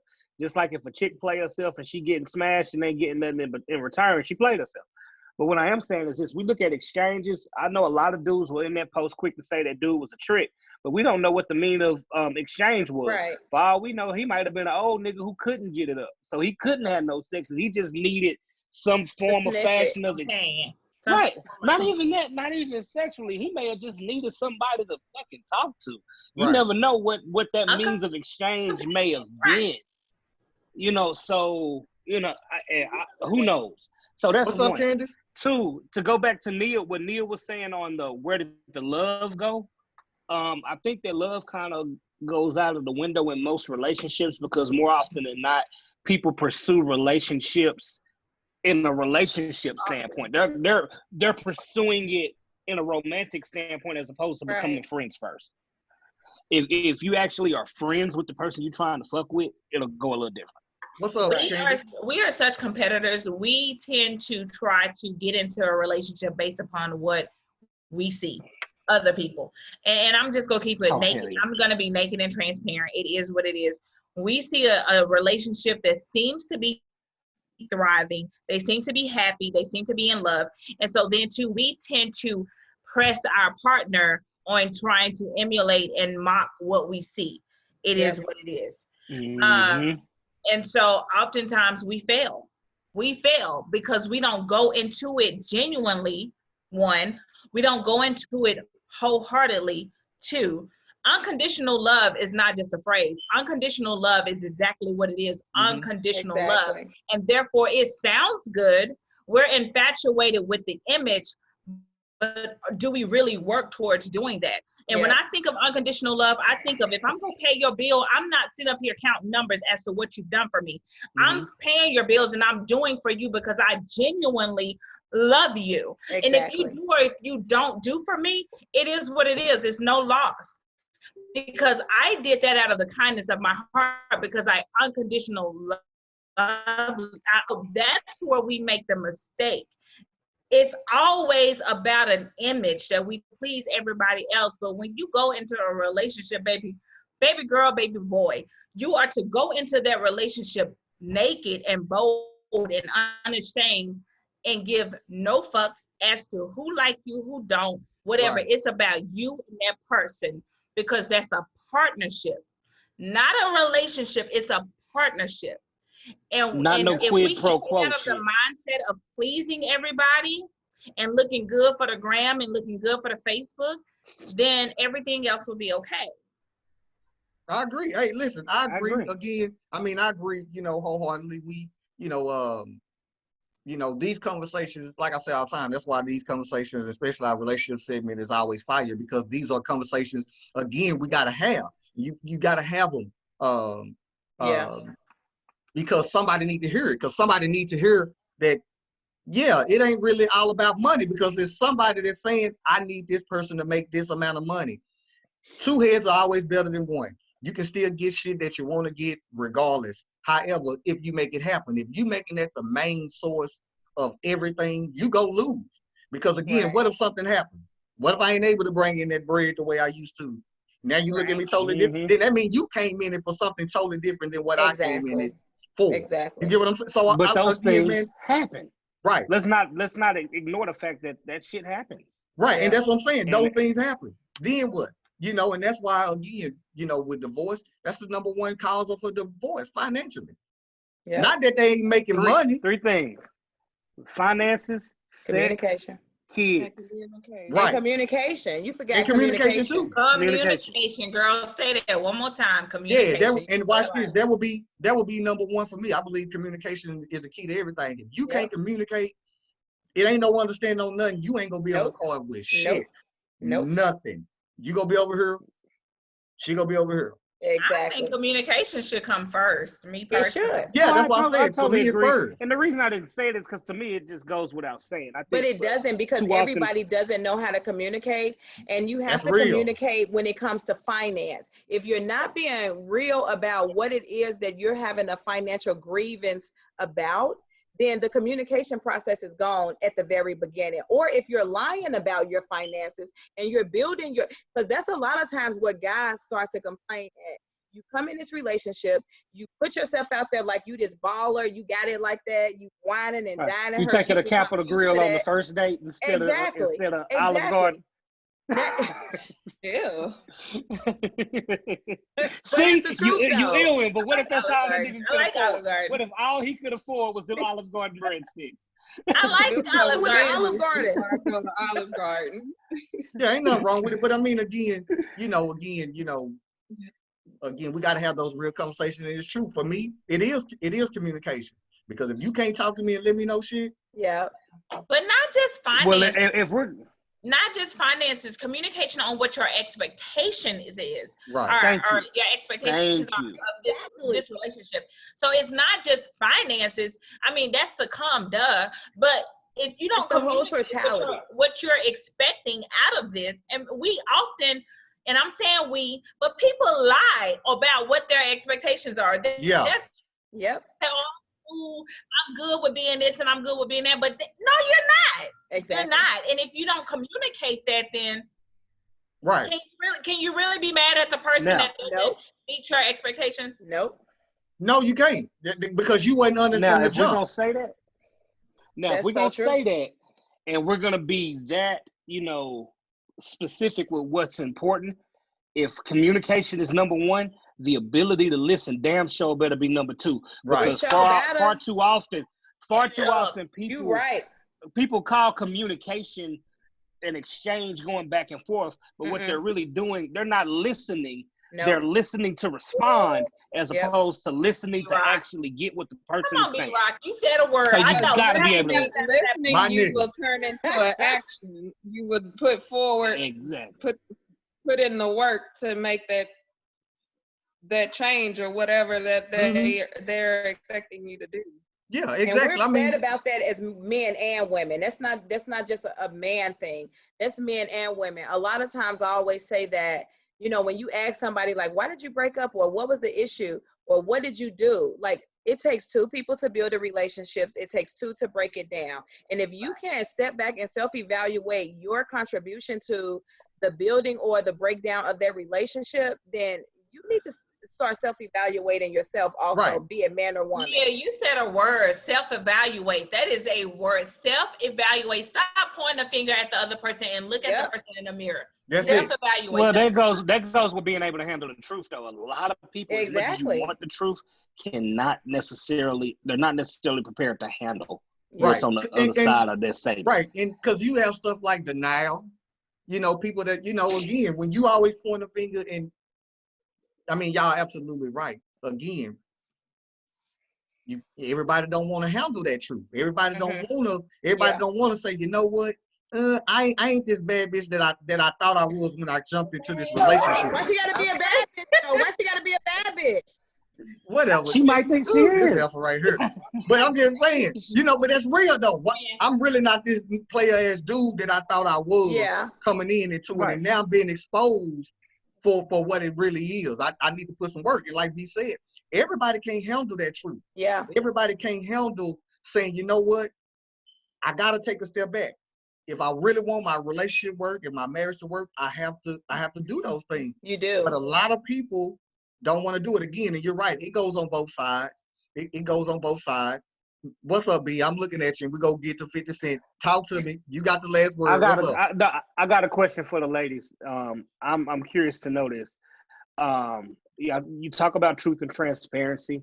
As women, how do women feel about men being open enough to talk about their own insecurities? Do you see that as a strength? Do you see it as a weakness? Do you see that? A strength. Yeah, and I'm not talking about the nigga you've been with.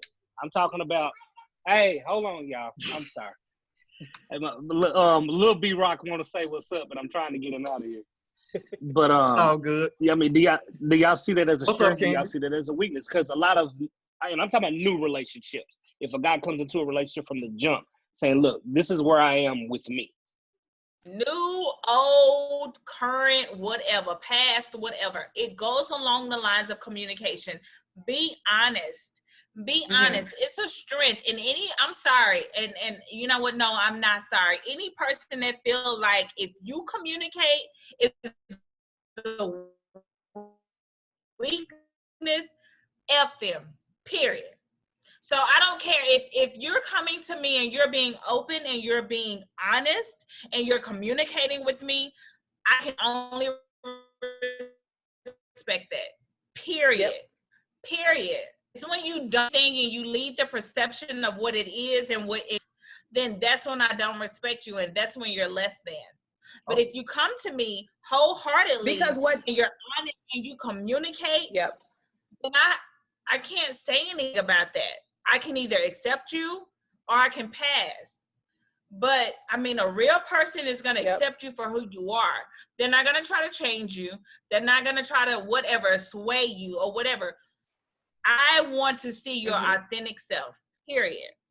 Yeah. Okay, listen. I don't want to find out once I'm in a relationship that you ain't shit. Yeah. You ain't shit. And women, I mean, not even just women and men. I mean, just as a whole, as humans, vulnerability is what sets us apart from other animals inside of this organism situation. So you have to be willing to be organic and authentic in your vulnerability in order for people. That is what make us want to be drawn to certain people. So if you're not willing to do that, it's like you're fraudulent in a sense. And so it's deceptive. I don't know who it is that I'm dealing with. If you come to me later on and you're like, well, it was this. So I have no idea what the person is that I'm dealing with. That's true. Listen, thank you guys. Listen, with that being said, man, we go on and round out the show. Let's talk about 50 for you guys who watching social media and everything. And I don't follow this dude. It's just the story came across my little old timeline, and I'm gonna start with that, but I want us to get into a bigger picture of parent-child relationship, because for you guys who don't know, 50 and his father and his son have this funny hate. I don't even want to say love, because every time I see something, it's always in hate. And so, but they have this. Funny. It's not even funny. Right. They have this hate relationship. Say that again, April. So 50 says he choose Tekashi 69 over his son. The article goes on to say that 50 Cent took to his Instagram live to fill people in on whether or not he has seen his son, saying, "No, I ain't heard from 69. He's his mother's child now." He told everybody. 50 threw some shade at his oldest son, Marquise, when he continued on to say he takes Takesha 69 better than Marquise though. I take him before I take my actual inaudible. He finished his sentence off with F that nigga. Fuck that nigga. With that being said, one, I want you guys to weigh in on that. And I also, my biggest thing going a little bit deeper is how do we get to that? Because again, he's just a celebrity, but let's be real. In real life, we do have mother and daughter who hate each other. Fractured father, relationships. Son, it can be son and mother. We see these relationships, but how do we get there? Because he genuinely, this ain't no celebrity shit. This ain't no reality show.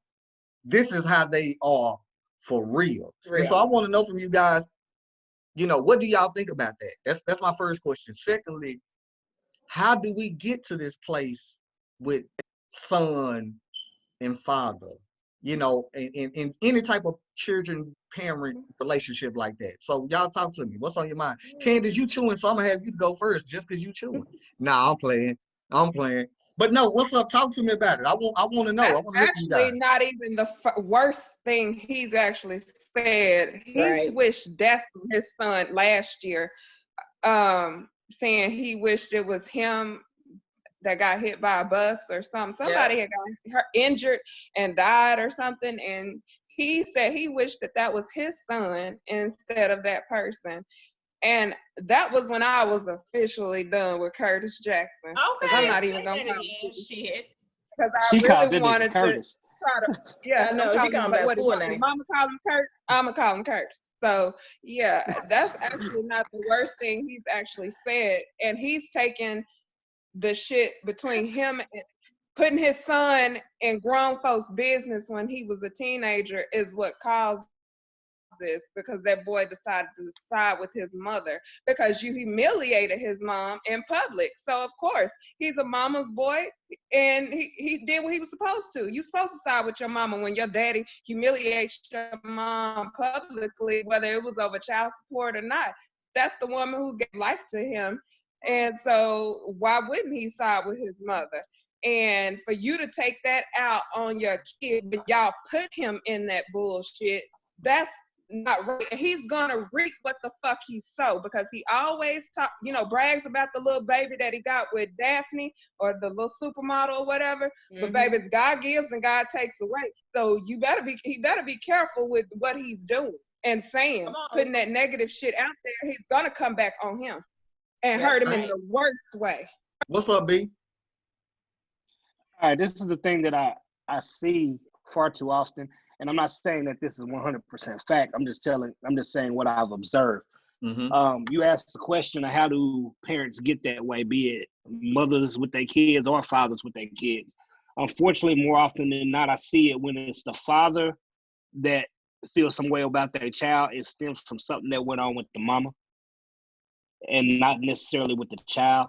And unfortunately, when it's the mother that feels that way about their child, more often than not, it stems from something that the mother felt like the kid should have did, and that kid stood on their own to and did something different.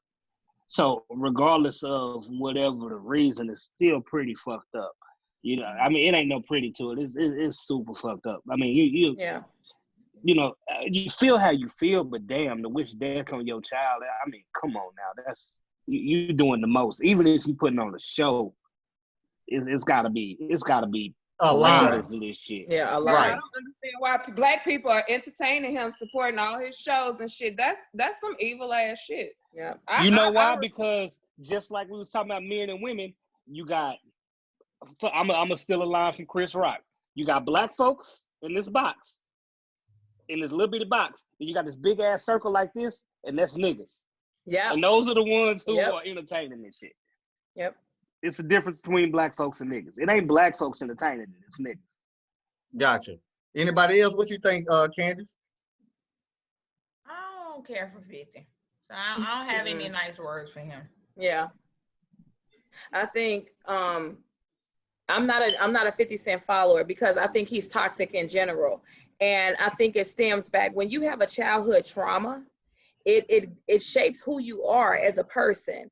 And we forget that his movie was it was based off of his life. And he was born into pimps and prostitutes. So he has seen nothing but toxicity in his own life. He does not even understand how to coexist in a parent-child relationship. We have even seen that from basically how he talks to even his fans. He belittles his fans, the people that he's built his millions off of. So why do we expect anything differently? And we see this over and over. And I don't even understand why there's a shock effect at this point as who he is. That's why I wasn't shocked when he said it. Exactly. Okay, so that's how I feel about it. She's gone. No, it's all good. You got your little mama, that's your daughter. It's all good. Listen. Hey, how you doing? Welcome to the show. I see you with your shades on, you know. Appreciate you. But no, like I said, man, you know, that was the, you know, I get that, but again, we see these relationships and how do we get here? You know, 50 is no more than a platform. He's the face. He's the celebrity. But in real life, we have. But you talk about Curtis.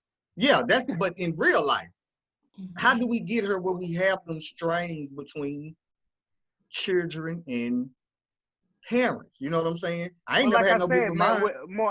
More often than not, I don't know how. I mean, you know what exactly would be the buildup. I'm sure it's different with every situation.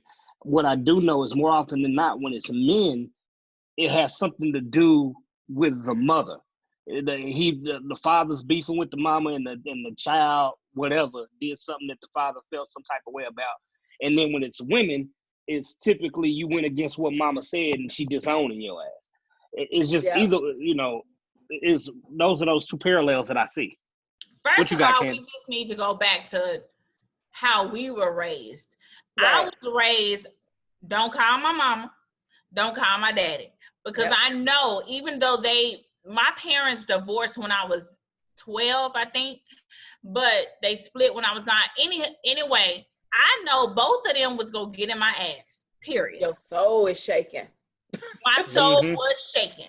So, like, that even to this day, being almost 38 years old, it's a tone that my mom and my dad can use that is shaking my damn soul. Do you hear me? So we just need to go back and stop trying to be friends with our damn kids and be parents and take the authority role and be okay. It is, you know, okay, mama said this. It is what it is, you know? It is what it is. Exactly. My house and parents need to stop putting kids in wrong situations. Exactly. Because they have to feel like they have to decide which parent to go with. Exactly. And had 50 not have made all that drama between him and his baby mother publicly, him and his son relationship would probably be better. Have been affected by that. Exactly. But the fact that you talking shit about this lady, about how she's trying to get child support and all this BS and whatnot or whatever, we don't need to know that. We need to know when your album coming out or when the next TV show comes out. I totally agree. I did not. Yep. Me and my oldest daughter, she'll be 20 this year. Me and her dad stopped being together, whatever you want to call it, in 2002, right? But I guarantee you, if anytime she disrespect him, I was in her ass, because that's still your father. I may not like your daddy. I can't stand your daddy. Yeah. But that's still your father, and you're going to respect him. And whatever he and I went through had nothing to do with you. You know what I'm saying? Unfortunately, there's a whole lot of people out there that don't practice that. It's a whole lot of them feeding into that bullshit. Like, I don't like your dad. I told you your daddy wasn't shit. And on the flip side, it's a whole bunch of men out there talking about, oh, well, I ain't shit. You put my shit out there, fuck you and that kid. And you're right. That's what that we got. Boy know his daddy. He know his daddy was a good dad, because hell, he was in his life up until all that bullshit went down. And at the end of the day, even he was in his first video on the little, what was they, on the porch or something, on the Wankster video. That was his son. Oh yeah, he was in the Wankster Yeah. video. That's right. But you don't have, as kids, and I always say my oldest daughter has a different dad than the rest of her siblings. And my husband has raised her that's the only dad she's known. And so I always speak from that perspective. I've never spoke against her biological father, because I always wanted him to have a place inside of where if he wanted to build their relationship, he always has that open door, because fatherhood doesn't start, or motherhood doesn't start at a child support agreement. It starts at conception. And when we understand that, then we will understand that we can't insert ourselves into the relationship of kids and their fathers. And I think that 50 Cent, on the other hand, I don't know what the mom has done, because she's not a public person. However, 50 Cent has always been a certain type of way in his personality. Yeah. At one point, he was positive. Built the whole rap video off of battle. He built the whole career off of battle rap. And so that makes a difference in how we are with these kids. And so it's important. In my household, this is a dictatorship. There's no democracy in here. I dictate what it is that you do until you're old enough to pay for yourself. And when you are, two adults can't live together unless we're husband and wife. Past that point, you need to either be in a college or you need to be starting your own life. And when we establish that, we form a partnership, as a friendship, as adults. And I can respect you as that adult. And then we're not going to have that clash at the end of the day. Period. Okay. Well, listen, man, I want to thank y'all so much. The hour has come upon us, to wrap up the show. Want to thank the special guest for coming on, Candace. I love Candace. Thank you, Nia. Thank you, April. Thank you, B-Rock. Thank you, Boss Hog. Oh, yeah. So, again, anytime. You are more than welcome to be a special guest host anytime you want to. Just hit me up, say, hey, man, listen, I want to be on, shoot me or whatever, because we go always keep it live. We got I already know we have a great relationship topic next week already. And so, we'll build from that. Again, tell everybody where they can find you and where they can reach you. Absolutely. Just find me under C Renee, CRENEE, or you can find me Divas of Dallas. I prefer to look for me under C Renee, but you can find me still under Divas of Dallas. Both Facebook, Instagram, and also Twitter. So you can find me there. Okay. Anybody else want to add strangers to y'all page? Y'all want to put y'all information out there? Y'all know where to follow me, man. Especially since it's Easter, I sound real blasphemous. At Brock is great. Brock is great on all platforms. Nia?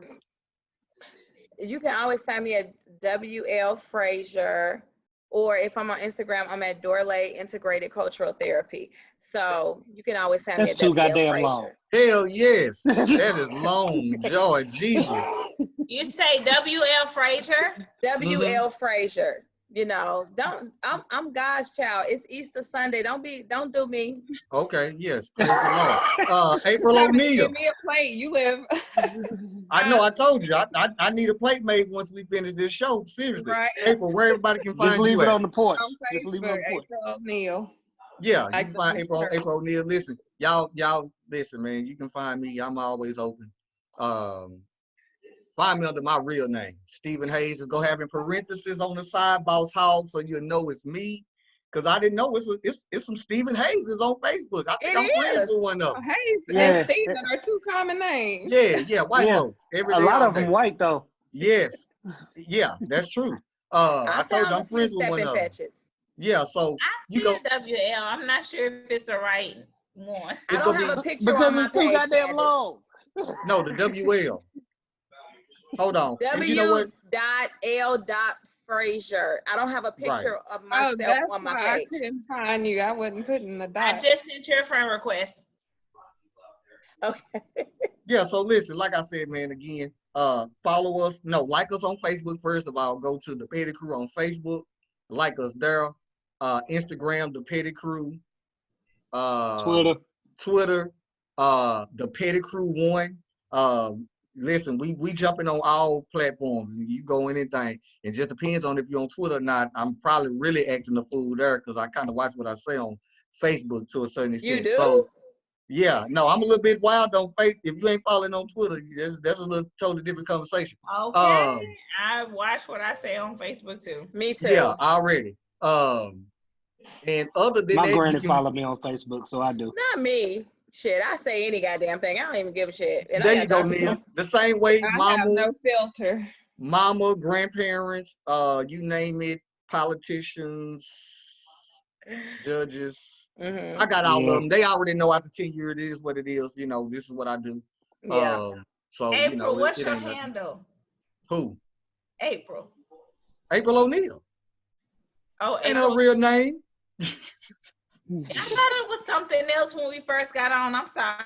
Yeah, that's April O'Neil right there with that glow. Damn it, she glowing. I'm like, She glowing. She over there she just quiet. She just like I've been looking at glowing. I've been looking Don't at the bottom of the underestimate screen them for I don't quiet know how ones. They long. will pop. Yeah, I've been looking at the screen just at the bottom. I'm like, damn, why she got that glow? Is she on a white couch with a white, she just, Oh yeah, I'm on a white couch with my white pillow. yeah. I see you all trying to be all angelic and shit. It's But listen, April O'Neil. Okay, I'm gonna try to find you, girl. yeah, she on there. Again, I got thank on you a guys. green shirt. Again, make sure everybody who's watching on our social media, man, listen, reshare our show. You can start another watch party. I hate that we can't do like we would normally do if we were doing a regular show where we can show up on Twitter and YouTube at the same time. But we'll get it there on them platforms as well. So thank you guys for tuning in.